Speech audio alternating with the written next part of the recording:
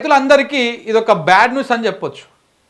ఎందుకంటే season start అవుతుంటే ఒక సీజన్ అయిపోయి ఇంకొక సీజన్ స్టార్ట్ అవుతుంటే ఒకవైపు యాసంగిలో పండించినటువంటి పంట కొనుగోలు చేయక ఇంకా ఐకేపీ సెంటర్లల్లా రోడ్ల మీద కళ్ళాలల్లా కుప్పలు కొట్టుకొని ఈ అకాల వర్షాలతోటి మొలకెత్తినటువంటి ధాన్యాన్ని చూసుకుంటా ఇబ్బందులు పడుతున్నటువంటి రైతాంగానికి ఇది ఇంకొక పిడుగుపాటు లాంటి వార్త అని చెప్పాలి.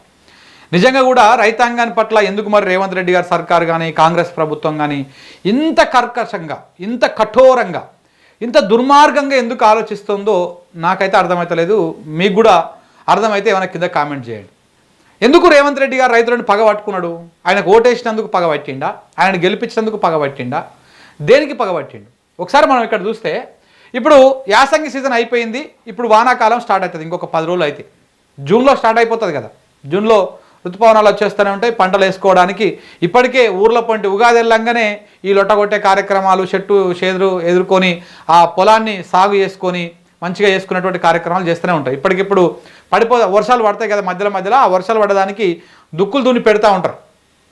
నెక్స్ట్ దుక్కులు దున్ని పెడతా ఉంటారు. జూన్లో వర్షం పడ్డదంటే మొదటి వానకే పత్తి గింజలు పెడతారు, పత్తి గింజలు మిగతా పంటలు వేస్తారు, మిగతా పంటలు తుకాలు పోస్తారు, తుకాలు పోస్తూనే ఉంటారు. సీజన్ స్టార్ట్ అవుతుంది అంటే రైతులకు ఒక భయం ఉంటుంది. ఏం భయం ఉంటుంది? పెట్టుబడి సాయం ఎడికెళ్ళి తేవాలి. ఎకరం ఉంటే 34,000 అవుతుంది.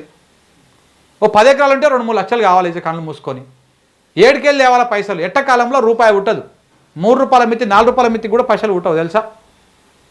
ఏది ఇతనం తప్పుడు రూపాయి ఉట్టదు. కూరగాయలు పిరమవుతాయి, అన్ని పిరమవుతాయి, రేట్లు అన్ని పిరమవుతాయి. ఆ టైంలో కూరగాయలు వండిన అనుకో టమాటా 50 రూపాయలకు 100 రూపాయల కిలో కూడా అమ్మిన రోజులు ఉంటాయి. ఆ టైంలలో అప్పుడు ఏవి అన్ని పిరమే ఉంటాయి. ఆ టైంలో పెట్టుబడి సాయం అనేది చాలా గగనం ఉంటుండే, దొరకదు. అప్పుడే అదే సమయంలో ఈ షేట్ల కాడిపోతారు, సావుకారుల కాడిపోయి ఖాతా మీద తెచ్చి పుస్తకం ఖాతా మీద తెచ్చి ఆ పంట పండించిన పంట మొత్తం ఆయనకు వస్తుండ్రు. గతంలో కేసీఆర్ వచ్చినాక రైతు బంధు తెచ్చిండు. ఈ రైతు బంధు తెచ్చి ఎకరానికి 10,000 చొప్పున 2 టర్ములకు 5,000 ఒక్కొక్కసారికి 5,000 చొప్పున వేసుకుంటూ వచ్చిండు. సేమ్ దానికి అలవాటు పడ్డారు. దాదాపు ఒక 5 ఏళ్ళకి వెళ్ళి 2018 నుంచి ఇప్పటిదాకా ఒక 5-6 ఏళ్ళకి వెళ్ళి రైతాంగం మొత్తము రైతు బంధుకు అలవాటు పడ్డది. ఇప్పుడు ఇట్లనే ఈ సీజన్ వస్తుంది. ఇప్పుడు నెక్స్ట్ జూన్ వస్తుంది. ఇప్పుడు కూడా మరి రైతు బంధు వస్తుందా? అదే రైతు బంధుని రైతు భరోసా చేసిరు కదా, రైతు భరోసా వస్తుందా రాదా అని చెప్పేసి కోటి ఆశలతో ఎదురు చూస్తున్నారు రైతాంగం. మరి నిజంగా వస్తుందా? వచ్చేటువంటి అవకాశం ఉందా లేదా? ఏమైనా కుట్ర జరుగుతుందా? నేను ఏదో సెర్చ్ చేస్తూ ఉంటే, ఏదో స్క్రోల్ చేస్తూ ఉంటే V6లో ఒక వార్త వచ్చింది. V6 తీన్మార్లో ఒక వార్త వచ్చింది. ఏంది ఆ వార్త అని ఇట్లా థంబ్నెయిల్ మీద చూస్తే నిజంగా సంతోషం అనిపించింది. 23 నుంచి రైతు భరోసా, 23 అంటే ఏంది? ఈ నెల 23 తారీఖు నుంచి రైతు భరోసా అని పెట్టిరు. ఇది ఓపెన్ చేస్తే ఇది మనం చాలాసేపు ప్లే చేయము, ఎందుకంటే ఇంకా ఈ కాపీరైట్ పంచాలు ఇవన్నీ ఉంటాయి కాబట్టి. ఇది ఓపెన్ చేస్తే ఇందులో ఏమన్నా తెలుసా? ఆగిన రైతు భరోసాను ఒక ఆరం అయితే మళ్ళా చాలు చేస్తామని సాటింపేసింది సర్కారు. 23 తారీఖు సంది రైతుల ఫోన్లు మోగుతాయి.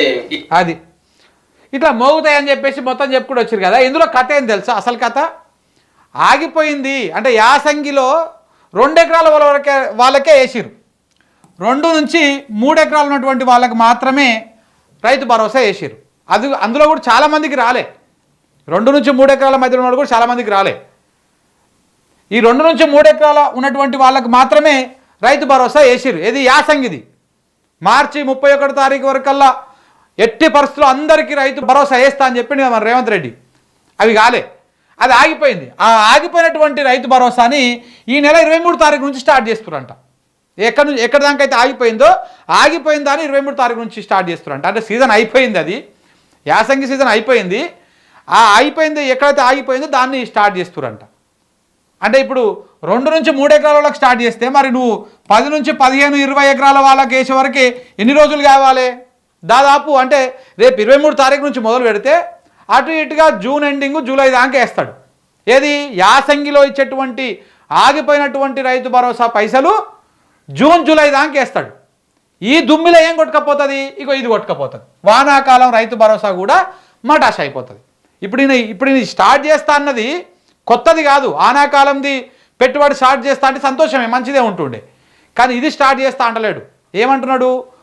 యాసంగి మిగిలిపోయిన వాళ్ళకి నేను ఇప్పుడు ఇస్తా 23 తారీఖు నుంచి అంటున్నంట. అంటే దీని పేరు మీద చెప్పేసి మొత్తం వానాకాలంగా మొత్తానికి ఆ విడతనే ఎగ్గొట్టేస్తారన్నమాట. చాలా అద్భుతమైనటువంటి తెలివి రేవంత్ రెడ్డి గారికి. ఇట్లాంటి ఆలోచనలు చాలా అద్భుతంగా వస్తాయి. ఎందుకంటే దీని మీద చర్చ అవుతుంటుంది కదా. ఇప్పుడుగా ఈ ఆగిపోయిన దానికి పడుతుంటే ఇక పడ్డదాన్ని వాళ్ళ కాంగ్రెస్ బ్యాచ్ మొత్తం ప్రచారం చేస్తూ ఉంటుంది. వానాకాలంది గోయింద కొడుతుంది. వానాకాలంలో వచ్చేటువంటి అవకాశము ఉండనే ఉండదు. అప్పుడే చెప్పిండు మన కేసీఆర్ గారు, కాంగ్రెస్ వస్తే రైతు బంధుకు రామ్ రామ్, దళిత బంధుకు జై భీమ్ అని. దళిత బంధుకు జై భీమ్ ఎప్పుడో రాగానే కొట్టేసారు దాన్ని. అది మేము రాగానే 12 లక్షలు ఇస్తాం, ఆయన కేసీఆర్ 10 లక్షలు ఇచ్చిండు, మేము 12 లక్షలు ఇస్తామని ప్రచారం చేసిరు. రాగానే దళిత బంధును గోయింద పెట్టిరు, దానికి జై భీమ్ పలికిరు దానికి. ఇప్పుడు రైతు బంధుకి ఈ రకంగా శటగోపాలు అంటే విడతల వారిగా పెడతా ఉన్నాడు. ఎలక్షన్ టైంలో ఒక రకంగా, ఎలక్షన్ అయిపోయినాక ఒక రకంగా, దాంట్లో మళ్ళీ సగం ఇప్పుడు ఇచ్చి ఇంకా సగం మళ్ళా సీజన్కి ఇచ్చి, ఈ సీజన్ది వచ్చే సీజన్కి పెండింగ్ పెట్టి, ఇక ఇది ముంగల పడేది లేదు. అంటే ఒక బాకీ తీర్చడం కోసం ఇంకొక బాకీ తెచ్చినట్టుగా ఒక సీజన్ అయిపోతుంటే ఇంకొక సీజన్ తీస్తున్నాడు, వెనక సీజన్ తీస్తున్నాడు. ఇప్పుడు వానాకాలం సీజన్ స్టార్ట్ అవుతుంటే ఆనాకాలం పెట్టుబడి సాయం ఇస్తే దానికి అక్కడికి వస్తుంది. కానీ మిగిలిపోయిన వాళ్ళకు, యాసంగిలో మిగిలిపోయిన వాళ్ళకు ఆనాకాలంలో ఇస్తా అంటే ఇదేమి లెక్క? ఆ యాసంగిలో తెచ్చినటువంటి అప్పుకు మిత్తి కూడా సరిపోదు ఇప్పుడు ఈయన ఇచ్చేది. సో ఈ మొత్తం వ్యవహారంలో ఈసారి వానాకాలం రైతు భరోసా కూడా గోయింద పెట్టడానికి, మటాజ్ చేయడానికి చాలా ప్రయత్నాలు చేస్తూ ఉన్నారు తెలంగాణ రైతాంగము. తెలంగాణ రైతులు ఒకసారి ఆలోచన చేసుకోవాలి. వీళ్ళని మనం నిలదీయకపోతే ఇక ఏవి రావు కూడా.